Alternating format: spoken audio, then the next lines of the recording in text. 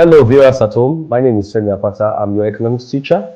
And on this platform, Learning Made Easy with the Rock Tutors, I'd like you to follow me as I continue to take you in the field of economics.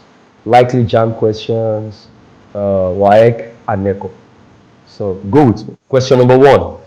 The economists who viewed economics as a process of acquiring material wealth to meet welfare needs of people is A. Adam Smith, B. Alfred Marshall, C. A.C. Pigo, D. H.D. Davenport, E. J.S. Mill. All these options, they all defined economics in economics. As a matter of fact, the most acceptable definition was given by Professor Lionel Robbins, which is not among the options. But if you look at the question critically, they said economists who viewed economics as the process of acquiring material wealth to meet welfare needs of people is, we can't say it's Adam Smith. Yes, we know that Adam Smith is the father of economics. And he saw economics from the wealth angle, wealth alone. He didn't really, emphasize on the welfarism of people. So, according to Adam Smith, economics is wealth-based. That was in 1776. But in the year 1890, Alfred Marshall gave another definition. He saw beyond what Adam Smith saw and felt that economics should be beyond wealth creation, the welfarism of people, should be taken care of. So if you are earning any particular income, where are you going to channel the income you make? So that is where welfarism came in. So the correct option in this question is B, Alfred Marshall. He saw beyond wealth and actually considered the welfare needs of people. So correct option for question number 1 is B. The next question. Determine the range of the following data: 5, 14, 11, 17, and 8. If you look at this question very well, they ask them to calculate range. And what do they mean by range? Range simply means the highest value minus the lowest value. The highest value minus the lowest value. And considering the question here, the highest value should be what? That is 17. And the lowest value should be what? Should be 5. So range is highest minus the lowest. So 17 minus 5. That is what? That is 12. So the correct option to question number 2 is 12. All right. To the next question. Question number 4. The table below illustrates price 5, 10, 15. And the quantity demanded 400, 350, 200. Quantity supply 600, 700, 800. Then they said the table below illustrates A, change in supply and price, B, demand and supply schedule, C, demand schedule, D, price elasticity of demand, E, supply schedule. If you look at this table critically, we can see that it is the relationship. It shows the relationship between the price and quantity demanded and quantity supply. If it shows the relationship between price and quantity demand alone, it would have been demand schedule. If it has shown the relationship between the price and quantity supplied alone, the correct option would have been supply schedule. But now, looking at this question, it is relationship between the price and quantity demanded and supply. Automatically, the correct option will be demand and supply schedule, which is the option number B, because it shows the relationship between the price, quantity demanded, and supply. So the correct option to that is demand and supply schedule, option B. The next question. Question number 5. The diagram below illustrates dash cost. The diagram below illustrates dash cost. If we look at this very well, we can draw the diagram. You understand? This is the output, and this is the price. We can see that it comes this way. And when you see this kind of cost, you understand, it is average cost. It is average cost. It is U-shaped. You understand? So it is average cost. So when you look at that diagram and you see it in any question next time, you should know that this curve is average cost. It is not fixed cost. It is not implicit. It is not marginal. Neither is it total. The correct option to that is option A. It is average cost. The next question. Calculate the variance of the following set of scores. To get the variance, you need to first calculate the means. You first find the means before you get variance. And looking by this question, 5, 4, 6, 3, and 7, you need to first get the mean. And how do you calculate the mean? We all know that mean will just be summation x all over n. You understand? If it is a group data, it will be summation fx all over summation f. Now, let us calculate it. 5 plus 4, that is 9, plus 6. 5 plus 4 is 9. 9 plus 6, 15. 15 plus 3, that is 18. 18 plus 7, that will be 25. 25 over the number. You look at it one after the other. 1, 2, 3, 4, 5. Divided by 5, which is equals to 5. So you have done the first part, which is 5. To now get the variance. And the variance formula is summation this, then x minus x bar. So then you square it. You square it. This is the mean. The number one after the other, you'll be removing the mean from it. And by the time you are done, you square it, and that is it then all over n. That is the formula. Now we'll now be doing it one after the other. It will be 5 minus the first one. What is the mean? The mean is 5. It will be 5 minus 5. That is 0, right? So 0 square, then plus another one. We take the other one, 4 minus 5. That is minus 1. And because you are using it is a definite number. Anything that has to do with negative, you remove it. You make it absolute value. So that means 4 minus 5. Instead of you to write minus 1, you write 1. And it is still square. Plus the next one, which is 6. 6 minus 5 is what? Is 1. Square. Plus, what is the next one? 3. Okay, let's come down. Plus 3. 3 minus 5, that is what? That is minus 2. But instead of you to write minus 2, you write 2. Square. Plus 7. 7 minus 5, that is 2. Plus 2. Don't forget, you square up. So it will be 0 plus 1 plus 1 plus 2 times 2, 4. Plus 2 times 2, 4. So if you calculate everything, it will be 0 plus 1, 1 plus 1, 2 plus 4, 6 plus 4, which is equals to 10. So, and that is not the end. Because of the formula says summation, this x minus x bar all over n. So this is 10. We have gotten our the one up here to be 10. Then n, the number 1, 2, 3, 4, 5. That is 5, which is equals to 2. So our variance is 2, which is A. Question number 7. They said the use of mobile phone and SIM card is an example of dash demand. The use of mobile phone and SIM card. The use of mobile phone and SIM card is an example of dash demand. Now, mobile phone and SIM card, they go together. In economics, we have different types of demand. We have joint demand. When you talk about joint demand, you are buying those things together. One will not work if you don't buy the other. Car and petrol, for example. The car cannot move without petrol in it. The same thing with phone and SIM card.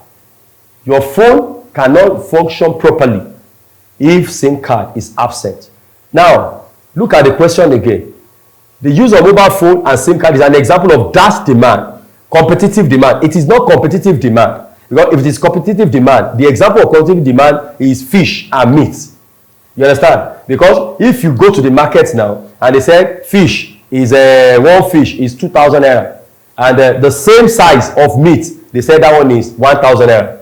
Because of the high price of fish, you rather go for meat.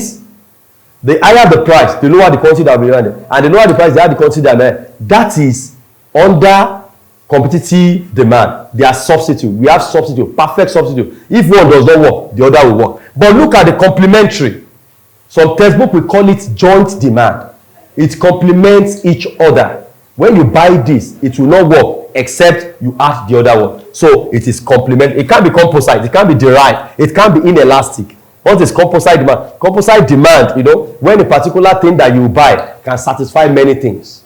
You understand? Cocoa, for example, you can demand for cocoa. Cocoa can be used to do beverage. It can be used to, the same thing with oil palm.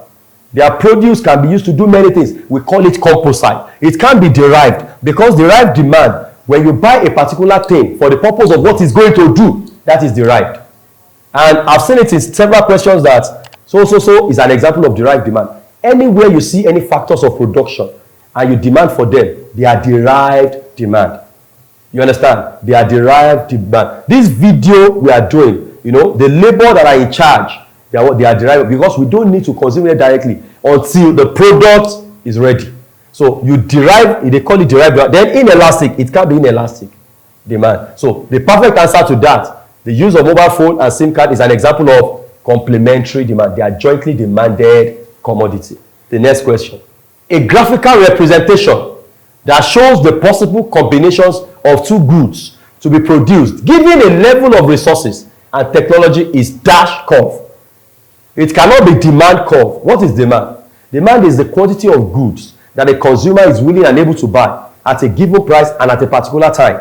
You understand? In a given environment or given place. That is demand. So that is not what they are talking about. Can it be indifference curve? It can be indifference curve.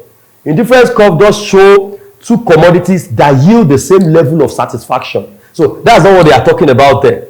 Marginal cost. It's not marginal cost. Marginal cost is the increment, you know, in a particular cost that you incur in producing a particular commodity.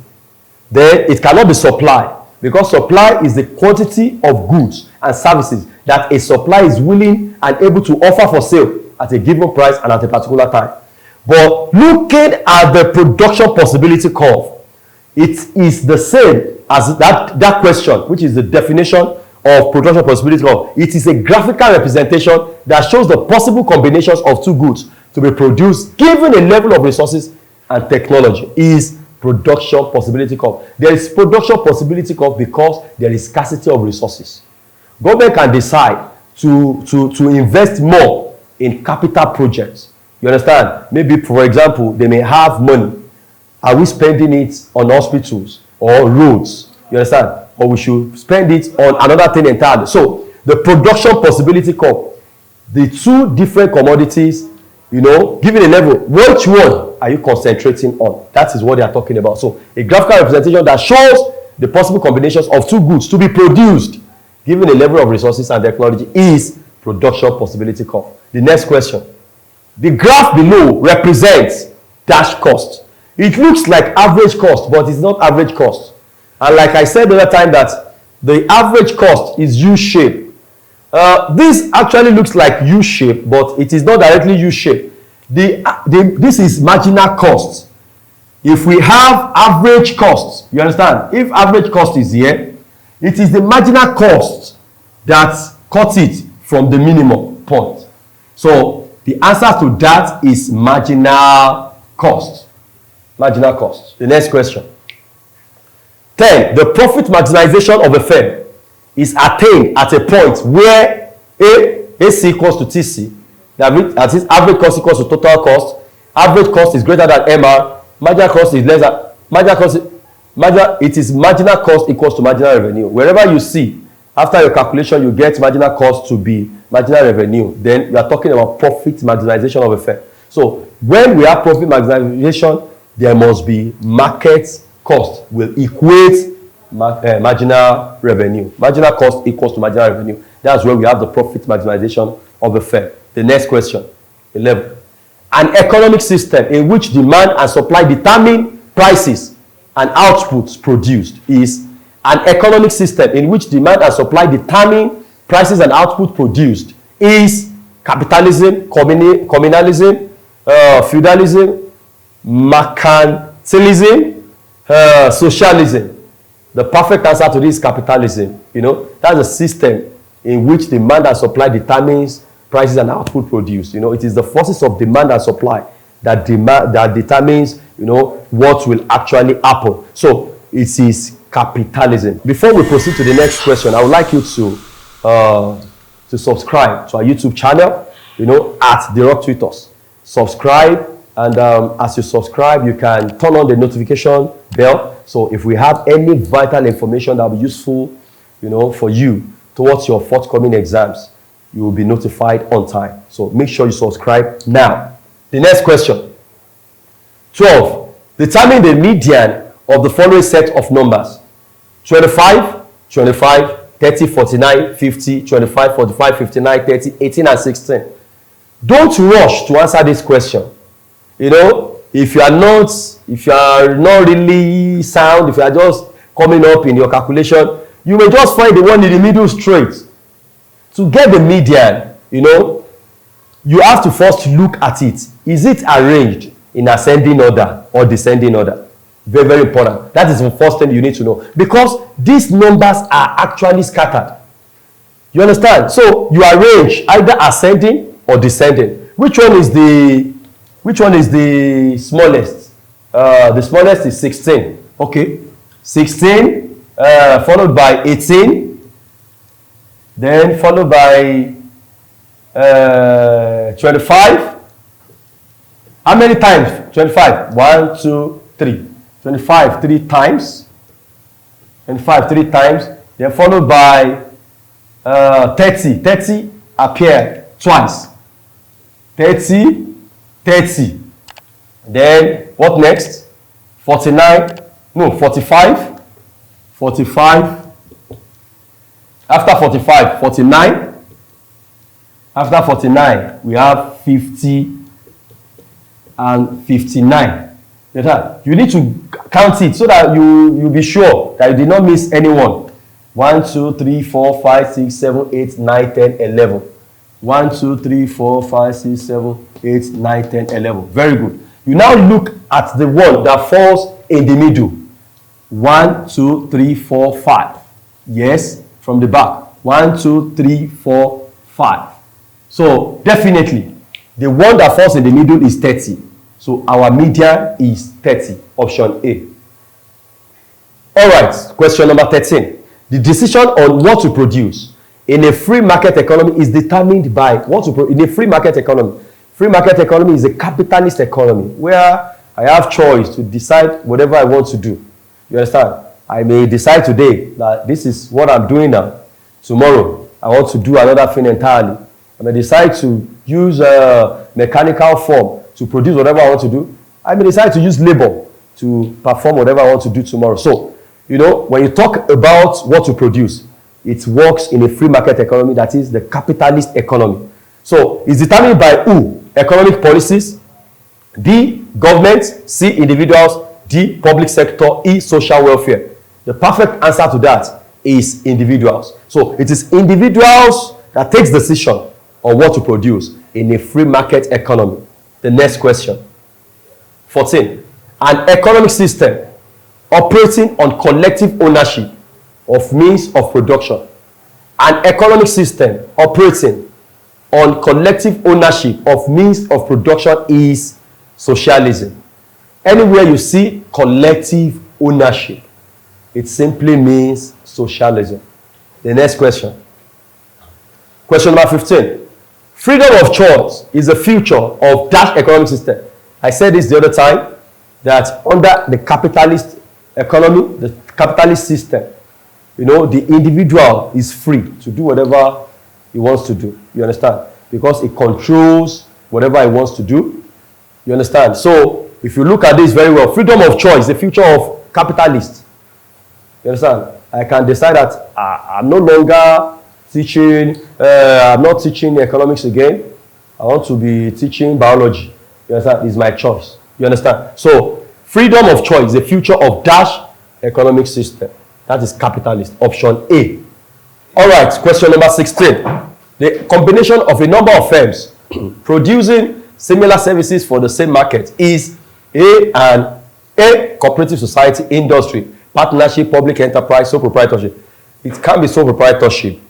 You know, sole proprietorship, you are the one running your own business. You understand?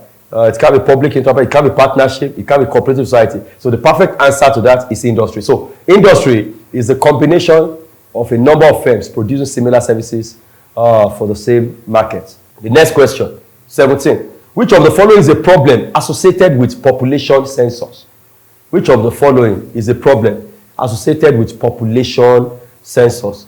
Which problem? A, adequate personnel. Can that be adequate personnel? Adequate personnel, that's not a problem. Good town planning, that's not a problem. It's even the advantage or the benefits. Good transport network, that's not the problem. High cost involved, yeah, that's the problem. Because the next one is high level of literacy. You know, these are the advantages or the benefits. High level of literacy, good transport network, good town planning, adequate personnel. But high cost involved, you know, is a problem associated with population census because it actually gobs a whole lot of, you know, money. So, and dear viewers, you need to understand how to eliminate some options, you know, that are not right. Because looking at this critically, you discover that this has a positive impact. Adequate personnel, good town planning, good transport network, high level, they have positive impact. But high cost involved, you know, is the one that is odd one out. That is why the perfect answer to that is D. High cost involved. The next question, 18. The instruments used by workers to block entrance during trade dispute is the instrument used by workers to block entrance during trade dispute is A, collective bargaining, B, picket lines, C, strike breakers, D, threat to strike, E, work to rule. It can be collective bargaining. When you talk about collective bargaining, maybe there's an association that you have, the head of the group can go to meet with the employers. Sir, we don't want this to happen. We don't want to go on strike. These are the things that our people want. Then they will now negotiate. At the end of the day, it will not resolve to strike. That is collective bargaining. And when you talk about picket lines is just as if you are placing barrier. You understand? Maybe at the entrance of the office, you are just placing barrier. Okay, a kind of barricade. Nobody is going forward, you know, from this end, and they call it picket lines. They call it picket lines. So the instrument used by workers to block entrance during trade dispute is picket lines. It can be strike breakers. It can be threat to strike. When the threat to strike have been, you know, your action is showing that if they don't satisfy your need or whatever, you are going on strike. You know, you're a kind of threat. Then work to rule. Work to rule simply means you are underperforming. You understand? You are supposed to work for 3 hours. You are now working for maybe just 2 hours. You are not fully productive. That is work to rule. You know, because if you are happy, maybe they are paying you well, and you are enjoying what you do, you can even go extra mile by working more. You are supposed to work for 5 hours. You are working for 7 hours. So, but by the time you are not happy with that work and you decide to slow down a bit, you are not at your best capacity. They call it work to rule. So that's not what they are talking about here. They said instrument used by worker to block entrance. It is picket lines. It will block the entrance. People will be behind it and they will be protesting. The next question, 19. The size of labor force of a country can be affected by the size of labor force of a country can be affected by A, better wage rates, B, distribution of natural resources, C, increase in number of schools, D, size of the market, E, size of it is the size of the population. The size of labor force of a country can be affected by the size of the population, because the larger the population, there is potential that we have more labor force, you know, from the large size of the population. So the size of the population can actually determine the size of labor force. The next question. Question 20. The weapon adopted by trade union which deliberately slows down operations. I explained to this question, I think question number 16 or so. The weapon adopted by trade union which deliberately slows down operations. You deliberately slow it down. What are they even doing? What am I even getting? I'm not even enjoying this work. You understand? You now slow down. It is work to rule. So the answer to that, perfect answer to that is option E. So the next question.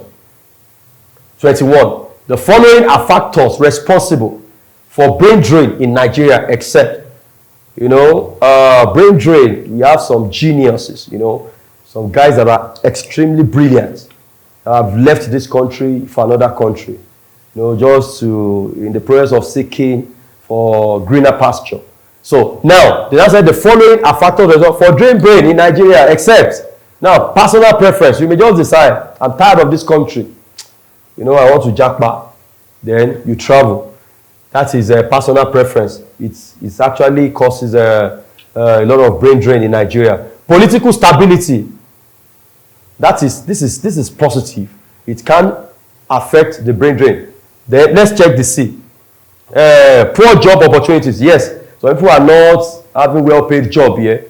So they felt if they travel out of the country, they'll be earning dollars, pounds sterling.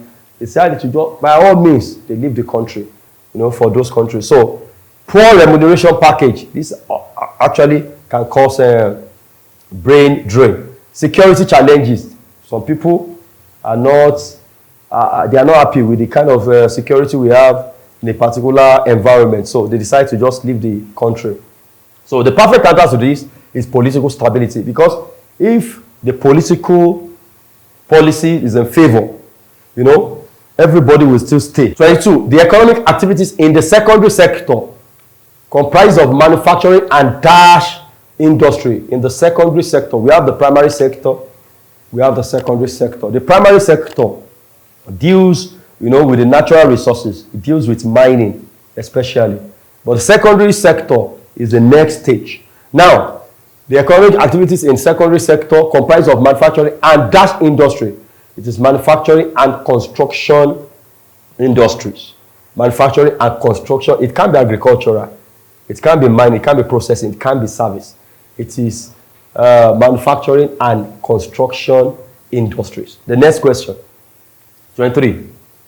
Poor agricultural productivity in Nigeria can be solved.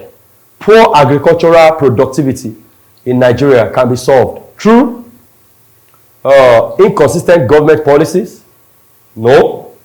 Inefficient marketing boards? No. Land tenure system? No. Provision of modern implements? Yes, because it's going to improve agricultural productivity. E. Rural urban migration? No. This will affect agricultural productivity negatively. But considering the option D, provision of modern implements, it's actually beneficial to agriculture in Nigeria. Question number 24. The state with largest deposit of iron ore in Nigeria is Kogi State. Kogi State. The next question, 25. The extraction of mineral resources is a function performed. Extraction of mineral resources. Extraction of mineral resources is a function performed by dash industry. It is mining industry. You mine, you understand? And extraction, it takes place in the process of mining. So extraction of mineral resources is a function performed by mining industry. The next question. All right, before answering this question, I believe you have been gaining one or two things in this class. And I'll be glad if you subscribe now to this YouTube channel. And don't forget to turn on the notification bell. So if we have any vital information for you that will be relevant for these forthcoming exams, you'll be notified as soon as possible, promptly. So please subscribe now. Thank you for doing that. So 26, again, the conversion of raw materials into finished product is done by dash industry. Conversion of raw materials into finished goods product is done by manufacturing industry. Because you convert raw materials into finished products. That is done by manufacturing industry. So the perfect option to 26 is manufacturing. The next question. 27. The Green Revolution policy was launched in Nigeria in the year 1980. Green Revolution was introduced by Alhaji Shehu Shagari, April 1980. It's actually to boost food production. It was launched, to be able to boost food production. So it was in April 1980 by Shehu Shagari. The next question. 28. One of the positive effects of petroleum to the Nigerian economy is that it increases A. High rate of inflation, B. Oil spillage, C. Per capita income, D. Rural-urban migration, E. Social unrest. Positive effect of petroleum to the Nigerian economy is that it increases the per capita income. That is the correct option. It can be oil spillage. This is a disadvantage. It's not a benefit. High rate of inflation is not good. Rural-urban migration, no.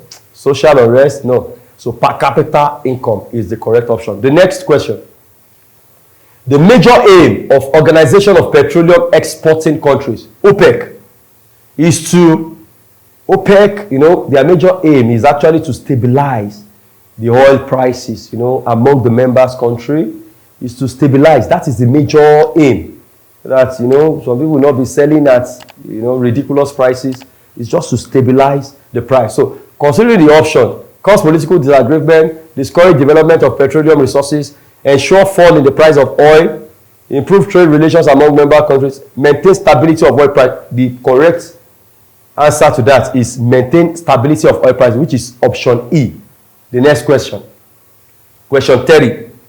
Which of the following activities does not fall under the purview of service industry? Service industry. Everything that happens, under the service industry, you won't see it. They are intangible things, and banking is part of it. Communication is part of it. Teaching is part of it, like what I'm doing. You understand? Transportation is part of it, but manufacturing is the odd one out. So which of the following activities does not fall under the purview of service industry? It is manufacturing. Option C is the correct answer. The next question. 31. The financial institution that creates money and gives out loans to its customers is dash bank. The financial institution that creates money and gives out loans to its customer is commercial banks. Yeah, it's commercial bank. It can't be central bank. No, it can't be development bank, merchant, or mortgage. So it is the commercial bank that creates money and gives out loans to its customers. Commercial banks. The next question. Which of the following is the future of current accounts? Which of the following is the future of current accounts? Current accounts, where you'll be given check. You understand? A lot of qualities or features of current account. But let's check them. Customers are not entitled to use checkbook. No. Customers are entitled. They will be given checkbook to run the account. So that cannot be the option. Holders are issued with passbook. No. Holders are issued with passbook. Not passbook, it will be checkbook. Then, some people will not look at it very well. They say, holders are passbook. No. Passbook is different from checkbook. So don't make mistake. Then, it attracts favorable interest rates. It attracts favorable. Nothing is favorable. You understand? Nothing is favorable, especially about the banking system. The money can be withdrawn frequently. Yes. If I run a current account, I can decide to withdraw anytime. Only the owner of the account can withdraw. No, you can give somebody check. You can issue check to somebody. Yeah, maybe you need money. I don't have chance now. I'm not opportune to go to the bank. Go and cash this money. Then you give the person check. So, but considering the option D, you will know that is the answer. Money can be withdrawn frequently. So that is the perfect option for question 32. The next question. One of the functions performed by merchant bank as a financial institution is merchant bank. Acceptance of bill of exchange. B. Creation of money. No. Issuance of currency. No. Serving as bankers bank. No. It's the central bank that serves as bankers bank. Serving as lender of last resort. Central bank serves as lender of last resort. One of the things they do, acceptance of bill of exchange. It is the merchant bank, that actually does that. Then the next question, 34. The agency responsible for regulating the activities of Nigeria's capital market. The agency responsible for regulating the activities of Nigeria's capital market is called Securities and Exchange Commission, SEC.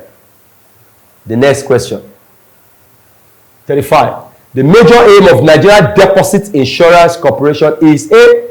Controlling security market business. No. Formulation of policies that guide the banking system.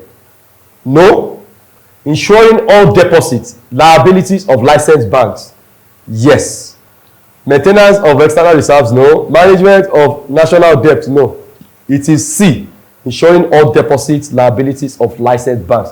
That is their major duty.